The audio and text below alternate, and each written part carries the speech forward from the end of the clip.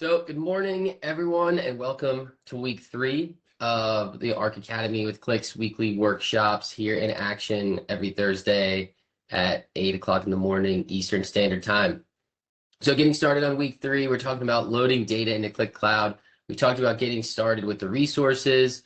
We talked about accessing Qlik and how to get familiar with the environment, the different components. And then now we're talking about how to get data into the environment, whether it's through data files, through different types, those data connections. And then by the end of this video, you'll see us actually load a file in, talk about it, and then begin a very small data model that we can expand on in the following session for week 4 for an intro to data modeling. All right, so jumping into this now. So loading files into Qlik Cloud. I've included some hyperlinks here that you'll notice throughout these PowerPoints when I publish them, but they all link to the Help Qlik documentation. And it's important to remember that Qlik can consume multiple types of data, whether they're just static files. And we'd recommend that static files are a great place to start for the beginning user, whether they're Excel files, CSV, Parquet files, or even just simple text files. You can load anything that has a generic structure into Qlik Cloud. Table files are preferred, but even when we start talking about other data connections like API types, we'll talk about some more, under how Qlik can read in like JSON formatting and things like that.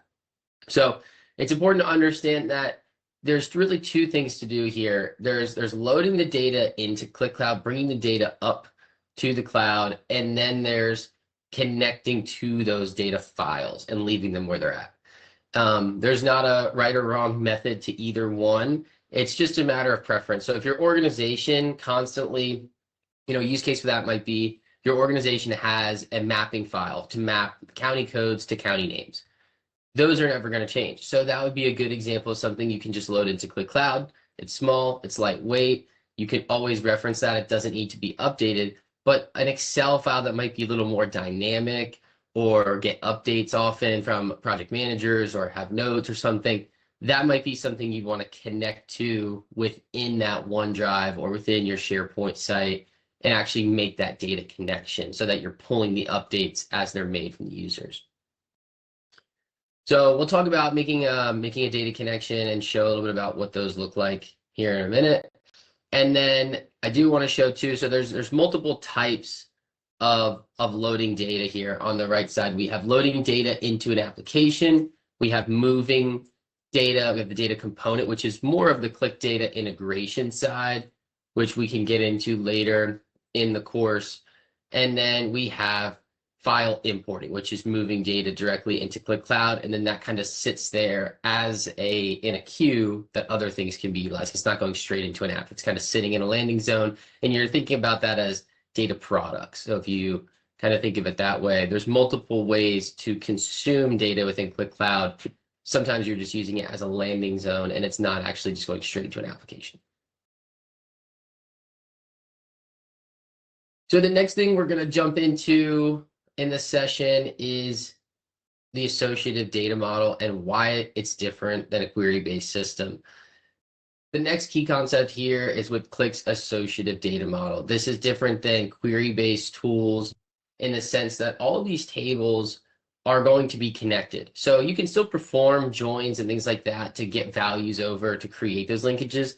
But really, when you end up with your final data model, you want to have this association so that you're not leaving any data out. The more that you try to run queries and you're doing where clauses and you're excluding this and doing left joins here and right joins there, you get to such a fine-tuned section that you're pulling out of your data that you're not seeing all of it. You're leaving a lot on the table and you're ending up usually with one main flat query pull, and you're not actually leveraging the ability to make those relationships. So when we end the video here, we're going to leave that for next week of more of an intro to data modeling, but we are going to show how associations work and talk about this green, white, gray model. So the green, white, gray model is proprietary to Qlik of how options can be selected, included, or excluded from your user input. And that shows how well the data is modeled and ultimately affects your overall functionality within the app and how it works.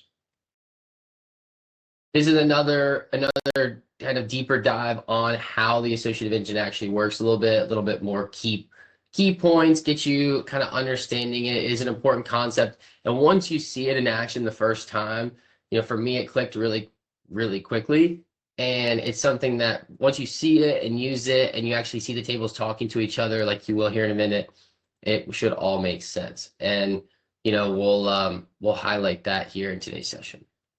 But talking next steps, the next thing you're going to want to do is, once you have access to Qlik Cloud and those components, getting familiar, you want to navigate around, create a space, create some artifacts, add some things to the catalog, upload those files like we're going to show today, and then think about try to start the process of data modeling and getting comfortable with that if that's going to be your user type. If you're going to be more of a business analyst user, then get comfortable with that, and we'll have a session out there for you. But really, today's session is about loading data into Qlik Cloud. The next session will cover the data modeling introduction.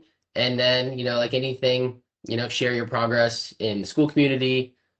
Feel free to connect with other people on there, ask questions, and, try to make a Qlik application. By the end of this or next week, you should have a really good handle on what it looks like to go from accessing Qlik to having a visual output and having something to actually work with. And now we're going to jump into the actual environment of Qlik Cloud, and Austin's going to show us around a little bit here, get us started into how to access these files in Qlik Cloud and make them work for us. Yeah, that's right. So we're going to look at a few different ways that we can upload our data files into Qlik Cloud. And there's a number of places where you can do that with various pros and cons. But what I'm looking at here is sort of the home page of our Qlik Cloud tenant. And from here, one of the quickest ways that you can upload a file is simply to click on the Create button on the left side in the list of options.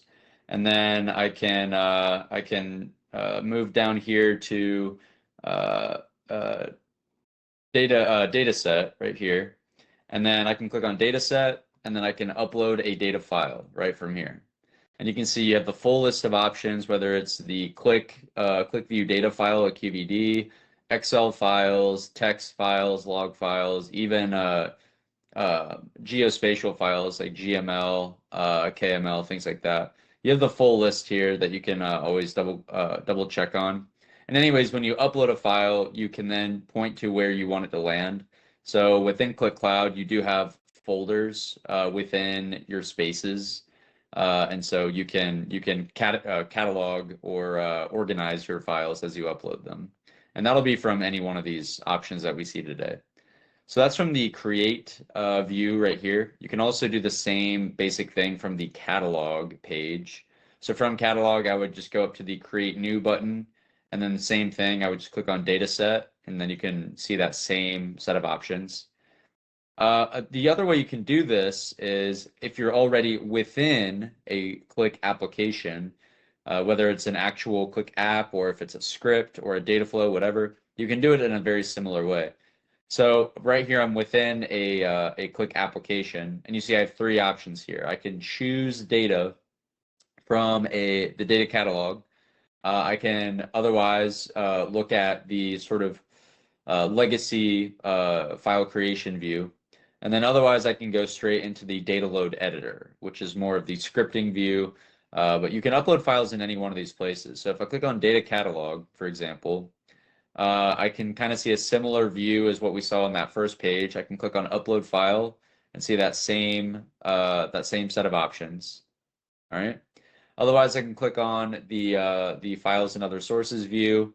It's a place where I can look at all of my data connections, whether they're existing on the left side here, or create new file connections or data connections. But I can just click on this to upload a file directly from my laptop. All right. And then the other option here is data load editors option, data load editor option that allows you to kind of script out your ETL, but also lets you upload files directly. And so I can either add it from that data catalog option that we initially saw, or I can search for data files in my list of older connections on the right side here. And then if I choose the select data option, I can then scroll down a little bit, you can see the option to drop a file or to select it from the file picker. So we have all sorts of options for uploading a file into Qlik Cloud. Let's look at what it looks like when we upload it from the data catalog into an application. So I'm going to look up some mock data that we already have set up in here that we've already uploaded. So I'm going to select tooth appointments and mock appointments here. And so from the data catalog, I just put checks next to those. I can hit next. I can preview what those fields are, those columns are going to be from those two CSV files. And then I can just click on load into app. And within just a few seconds, it's going to load those two files into my application. All right, so now I'm in the data manager, which is a view that allows me to kind of have a GUI, a more drag and drop set of features for uploading and manipulating my files. And one of the things that JC mentioned earlier is the Associative Engine, which again is the feature in Qlik Cloud that allows you to take two or more tables, data files, and associate them. And so in a technical sense, that's basically like doing a join, like in SQL, but without actually physically doing the join, right? It's just a way of kind of having an implicit join between two tables without actually merging them. And so it's a way that we can keep our tables separate, but still have the data associated so that I can filter in one table and it will also filter the other table based on a key. All right, and so to create that key, to create that connection in Qlik, from here I can just drag, for example, these two tables onto one another. And when I do that, you'll notice I get a green ring around that table. That indicates that it has a perfect key with that table. It could otherwise be yellow to show that there is a less than perfect but workable key with that table.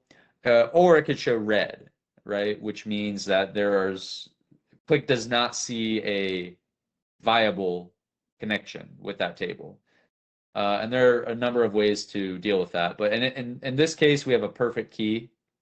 And so I can see on the left side that the mock appointments table has appointment ID, and then just an incremental number as the ID there. And then on the right side, with my other table, my mock tooth appointments, that table also has appointment ID and incremental number. So I know just from looking at this, and Qlik also surmises that we have a perfect key here. And so these two tables will be perfectly associated on that key. So that means that in my mock appointments table, if I were to select procedure code 1351, that means that in my dashboard, in this table, in my tooth appointments table, I will only see tooth number 30, right? These two values will be associated on the appointment ID key. Even though I'm not joining these tables together as I would in SQL, they are associated in that way. So now I'm going to go ahead and load this data here. After we clean up our data and associate our tables, we can load the data into Qlik, and that allows Qlik to profile all the information and index it so that it's quicker for searching. And then once it's available to us in the front end, we can actually start creating an application. So I'm going to go to Sheet View under the Analyze tab here from my dropdown. And that's where I'm able to actually build out the dashboard and create the visuals. And so what I'm going to do is just show a quick example of the green, white, gray concept that we saw earlier. And so to do that, I'm going to pull in two tables, just like this, and I'm just dragging and dropping two tables onto my canvas here. So in this table on the left, I'm going to add the columns from my appointments table. So from the drop down here under dimensions, I'm going to choose mock appointments. I'm going to check both of those fields, and I'm going to hit add. All right. And so there's appointment ID and procedure code. And I'm going to, up at the top here, I'm going to put appointments. And then on this table on the right, I'm going to do the similar thing, but with the other table. So add columns, dimensions, and then I'm going to go to tooth appointments, which is similarly named, but is a different set of stuff. And then up here, I'm going to do tooth, and I'm going to abbreviate appointments there. And so to drive home what we saw earlier, I'm going to exit edit mode. I'm going to focus on the tables here. So again, these two tables that we loaded in are not joined, they are associated on appointment ID. So that means if I choose appointment ID in one field or in one table, it is going to filter to the values in the other table with that same key value, right? So I selected appointment ID 1, and then that also filters appointment ID 1 in the other table. And so now what we have here is a selected value. I selected the value 1 in appointment ID. So as we see here in my filter pane, which is just a way for me to see all the values in that column, I see that 1 is highlighted green. That is a feature in Qlik that allows you to know what values are selected. If I come down and I select 2, 5, 7, they also show up green. All right. So let's see another concept here. I'm going to clear that.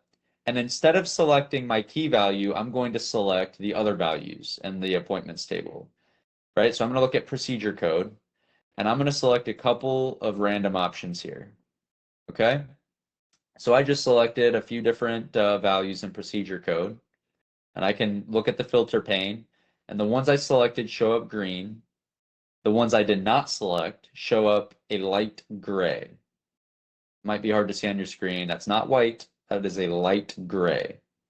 That means that those are alternative options. All right. Now in my other table, I have tooth number. All right. So I'm going to come into this table and select a few of these options. All right. So I've now selected these three values in tooth number, and you can see they show up green, and the alternative options here are light gray. Now, what does that mean for the appointment ID field, right? Because not all appointment IDs are going to associate with these three procedure codes and these three tooth numbers.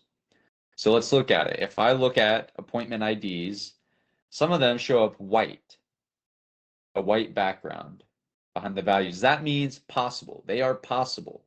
That means 6, 15, 20, 64, etc. These appointment IDs are associated with those three procedure codes and those three tooth numbers.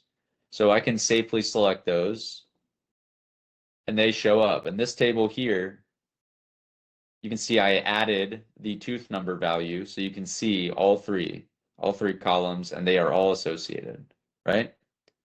However, if I scroll down in the list of appointment IDs, you're going to notice some dark grays, not light grays, but some dark gray values. These mean they are excluded from the current set of filters, from the current set of selected values, right? So this one that I'm hovering over, 897, for example, that appointment ID is not associated with the intersection of those three procedure codes and those three tooth numbers. All right. So for example, if I were to try and select that, you can see that that tooth number and that procedure code falls outside of those selections that we had earlier. All right. And, So that would have just a been note there, it unassociated. also forces, also you make that selection one more time. When you select an excluded selection, if you look at the selection pane at the top there, it goes ahead and it removes the other two selections automatically because it's outside of those bounds. That's right. That's right. If you select an excluded value, it's going to override those selections in other fields that are not within that selection. And so that's a good example of showing when you have things selected, they show up green. When you have values that are also in that list but are not selected, they're light gray. That means they're alternatives to what you have selected, right? And then when you have values in other fields, you have white ones that are possible, right? They show up white when they are possible. That means they're still within the scope of what you've selected in other fields. And then you have dark gray, which means excluded. That means those values are not associated with the selected values that you have in that or other fields. That's exactly right. So that's what we're going to wrap it up today. And I think this was a great introduction here to loading data into Qlik Cloud, showing a little bit about how it works, where to get started. And then in the next session, we're going to talk about an introduction to data modeling. So really making use of the tables that you do add. And then from there, you'll get a much better grasp on how to make your data actionable and take the next steps.